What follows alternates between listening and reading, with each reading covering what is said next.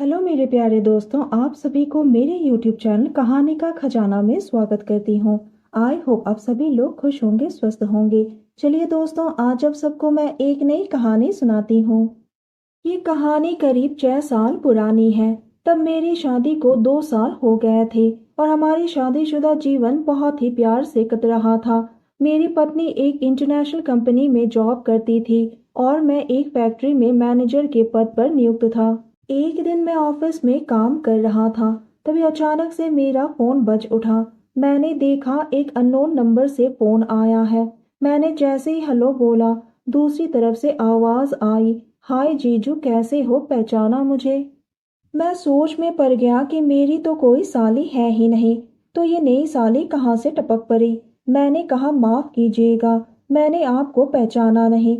वो बोली, आप भी ना जीजू, कमाल करते हैं, आपने मुझे नहीं पहचाना। जब मैंने उसकी आवाज को ध्यान से सुना तो ऐसा लगा जैसे कि वो नीतू थी, क्योंकि वो एक अलग स्टाइल में बात करती थी। नीतू कॉलेज के दिनों में मेरी पत्नी के साथ एक ही कमरे में हॉस्टल में रहती थी।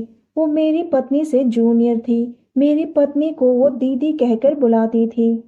मैंने धीरे से कहा, क्या तुम नीतू हो?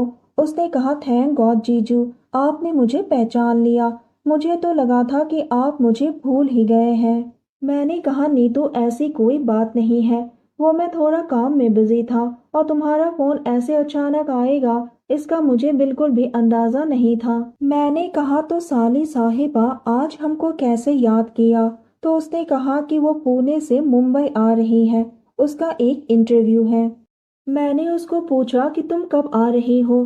तो वो बताने लगी, जीजू, शनिवार को इंटरव्यू है और मैं इंटरव्यू खत्म होने के बाद आपसे मिलूंगी और मुझे दीदी से भी मिलना है।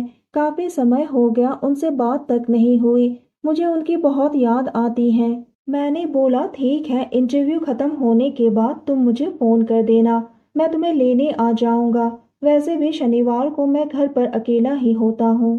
शाम को मेरी पत्नी ऑफिस से आने के बाद मैंने नीतू के बारे में उसको बताया, तो उसने तुरंत बोल दिया, ठीक है, आप वैसे भी शनिवार को फ्री हो तो उसको लेने चले जाना, उसे बाहर लंच भी करवा देना और घर पर आ जाना। मैं शाम के 6 बजे तक वापस आने की कोशिश करूंगी। शनिवार को सुबह मैं तैयार हो गया। मैंने एक टी शर्ट और जीन्स पहनी और उसके फोन का इंतजार करने लगा। उसका 12 बजे कॉल आया। उसने कहा, जीजू, इंटरव्यू खत्म हो गई है और मैं बिल्डिंग के बाहर ही खड़ी हूँ। दोस्तों, थोड़ा सा समय निकालकर इस कहानी को अंत तक जरूर सुने। दोस्तों, आप लोग चैनल को सब्सक्राइब करना भूल जाते हैं। दोस्तों, आप सबसे रिक्वेस्ट है कि चैनल को एक सब्सक्राइब करें और वीडियो को एक लाइक करें। दोस्तों, आप लोगों की एक लाइक और सब्सक्राइब से बहुत ही मोटिवेशन मिलती है कि हम ऐसे ही कहानियां आप सबके समक्ष प्रस्तुत कर पाए। दोस्तों, हम बहुत ही मेहनत से कहानी लिखते हैं। आशा करती हूँ कि यह कहानी आप सबको पसंद आएगी। चलिए अब कहानी में आगे बढ़ते हैं और आपको यह कहानी सुनाते हैं। उसने मुझे एड्रेस भेजा और मैं उसे लेने पहुंच गया। वो मेरा ही वेट कर रही थी। मैंने उसको 2 साल बाद देखा था। वो मुझे देखते ही कहने लगी, हाय जीजू, आप तो 2 साल में बिल्कुल भी नहीं बदले। मैंने तुरंत ही बोल दिया, लेकिन तुम पहले से और भी ज्यादा हेल्दी हो गई हो। वो मुंह फुलाते हुए बोली, आप भी ना जीजू, अब भी मेरी खिंचाई करना नहीं छोड़ा। उसके बाद हम दोनों रेस्टोरेंट में खाने के लिए चले गए। खाना खत्म होने के बाद मैं उसे लेकर घर आ गया। हम दोनों सोफे पर बैठे हुए टीवी देखते देखते बातें करने लगे। मैंने उससे पूछा, तो बताओ प्यारी साली साहिबा, आपका इंटरव्यू कैसा हुआ?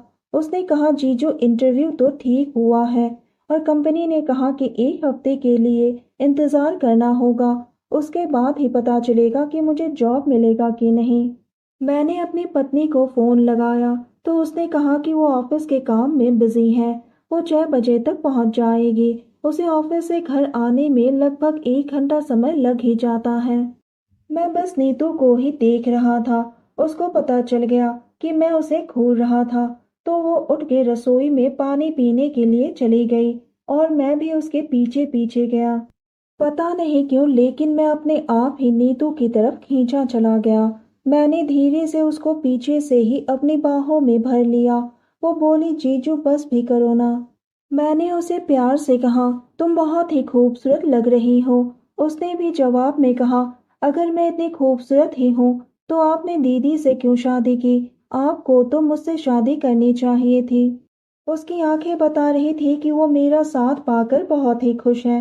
मैंने कहा, नीतू, मैं तुम्हें कॉलेज के दिनों से ही बहुत पसंद करता था, लेकिन उस वक्त बताने की हिम्मत नहीं कर पाया, और तुम्हारी दीदी मुझे पसंद करती थी, इसलिए मैं पीछे हट गया। वो बोली, जीजू आप मुझे बहुत अच्छे लगते हैं, मगर दीदी आपसे बहुत प्यार करती थी और मैं आपको उससे छीनना नहीं चाहती। मैंने कहा, चलो आज अधूरा प्यार को पूरा कर लेते हैं। वो बोली, नहीं जीजू, आप अभी दीदी के ही हो, आपकी शादी हो चुकी है, तो अब मेरा आप पर कोई हक नहीं बनता। कॉलेज की मस्ती अलग थी। पर मैंने जैसे तैसे करके नीतू को मना ही लिया और वो भी मान गई। हम दोनों अपने रिश्ते में आगे बढ़ गए। हम दोनों एक दूसरे को पाकर बहुत ही खुश थे। अब शाम के 5 बज गए थे। 6 बजे मेरी पत्नी ऑफिस से आने वाली थी। मैंने हल्के से उसके गालों को चूमा। तब उसने धीरे से अपनी आंखें खोली और मुझे देखकर मुस्कुराने लगी।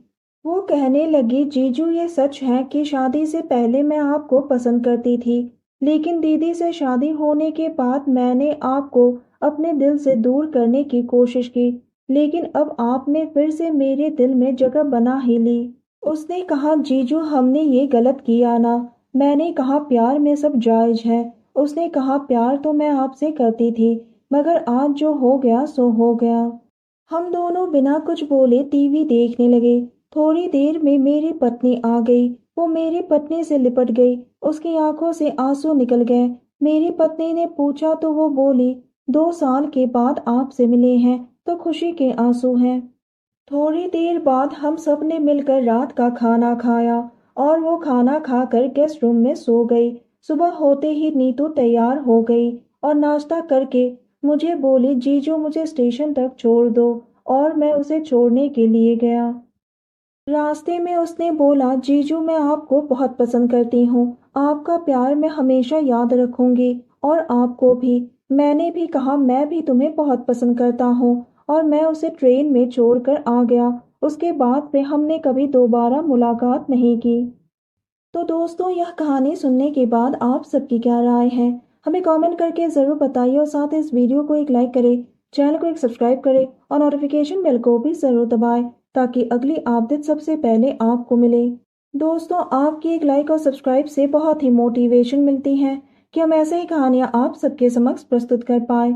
आप सबने अपना कीमती समय निकालकर इस वीडियो को सुना, इसके लिए आप सभी को धन्यवाद करती हूँ। धन्यवाद दोस्तों।